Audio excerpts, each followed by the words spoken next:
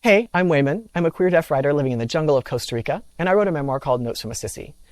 It's funny, messy, a little heartbreaking, and yes, very gay. So I was 8 years old when I committed my first liturgical crime. This chapter is called Jesus Take the Mic, and let's just say neither the Virgin Mary or the pastor were quite ready for what I brought to the manger. In every Christmas pageant, there are parts, and then there's Mary. She's the ingenue, the centerpiece, the one everyone coos over as she stares adoringly at a doll in a manger while draped in a blue polyester bedsheet that smelled faintly of mothballs and holy obligation. Year after year, the same script. The donkey falls asleep, the shepherd stumbles in, and someone's wings fall off. But Mary, she always got the applause. And every year, I sat in the second row of kids with my broom-handled staff and my scratchy polyester robe thinking, that should be me. But no, I was never Mary. I was third wise man, or cow with a speaking part, or most insultingly, tree near inn. No lines, no movement, just bark and shame. Until one year, everything changed. That year, our church decided to give Angel Gabriel a solo. Now, normally that part went to a sweet, soft-spoken girl in a tinsel halo who sang one reverent verse of Breath of Heaven and then floated off stage like a feather made of piety and restraint. But me? I had other plans. I lobbied hard. I gave an impromptu audition in Sunday school. I made posters. I cornered our pageant director during Donut Fellowship and said, I just feel like God is really calling me to this part. And eventually, I wore her down. She cast me with the caveat that I keep it simple and reverent. Sure, Jan. I immediately got to work. First, I rewrote the vocal line. Nothing crazy, just a tasteful and dramatic key change on the word blessed, because what's enunciation without modulation? And then I added choreography. Not full choreo, just expressive movement. Some turns, a tasteful Fosse hip thrust, some reach for the light arms, a little sway that said Divine Messenger meets R&B video extra. And then came the robe. Instead of the standard white sheet with Velcro wings, I fashioned a full-length satin gown with gold trim, a cinched waist, thank you curtain tie back, and a flowing cape that absolutely caught the wind of the church AC vents. And my wings?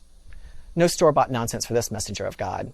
I collected chicken feathers from the farm for weeks, even liberating a few from stubborn hens who refused to molt in time, and hot glued the largest, most spectacular wings to ever grace a Christmas pageant. Opening night in the sanctuary was packed.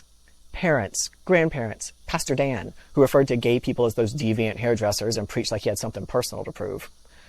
And the show began as usual. Sheep wandered off, Joseph forgot a line, baby Jesus' head popped off and then had to be discreetly duct-taped mid-manger. Then it was my moment. The lights dimmed. A single spotlight hit stage right, and there I stood, Gabriel, child of glory, angel of the Lord, jazz hands gently concealed beneath flowing sleeves. I stepped forward. I took a breath, and I belted. Not sang, belted. From the diaphragm, with intention, with riffs. On Highly Favored, I slipped up to a note that no one had attempted in that sanctuary without risking damnation. Added a minor run, and then another, and I clutched my chest, and I trembled, and I served pathos. On the word blessed, I dropped to one knee, yes, like that, and flung one arm heavenward while holding a high note. And people gasped. A woman on the third pew fanned herself with her bulletin. Someone else whispered, "Oh, Lord, have mercy," but didn't sound mad about it. And poor Mary, bless her heart, sat frozen in her humble blue sheet, watching as I turned her scene into a full-blown concert special. Halfway through the second verse, I not subtly, stepped forward so I was directly in front of her. She leaned left, and I leaned further. She shifted right, and I pivoted like a slow-motion diva in a drag pageant finale. I was the star now. I hit the final note with an ad-lib-style Whitney Houston vocal run.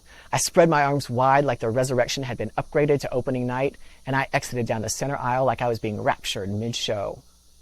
The room was silent. And then, applause. First from my grandmother, who clapped and hooted like others cheered at football games. Then from other adults. My mother burst into tears, possibly good ones. My father muttered something about strangling me with my halo. And Pastor Dan?